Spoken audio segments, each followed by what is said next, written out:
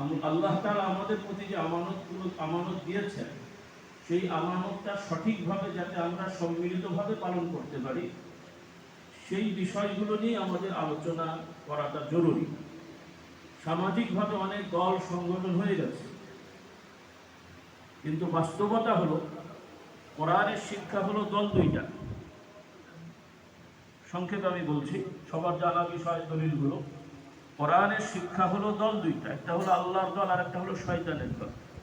এখানে কোরআনের শিক্ষায় বা আল্লাহর বিচারে, কিয়ামতের বিচারে কিন্তু তৃতীয় চতুর্থ বহুদল হওয়ার কোনো সুযোগ নেই।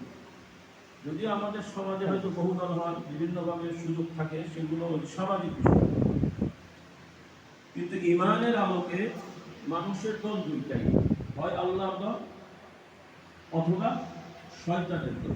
শুনতে হয়তো অনেকের কাছে একটু দৃষ্টিকটু লাগছে বা স্মৃতিকটু লাগছে, তো যে আল্লাহর দলে হবে আলহামদুলিল্লাহ, আর আল্লাহর দলের হতে না পারলে এখানে কাউকে ফতোয়াও দেওয়া লাগবে না, কাউকে ডিক্লারেশন দেওয়া লাগবে না, সে অটোমেটিক আল্লাহর বিচারে শয়তানের দল হয়ে যাবে।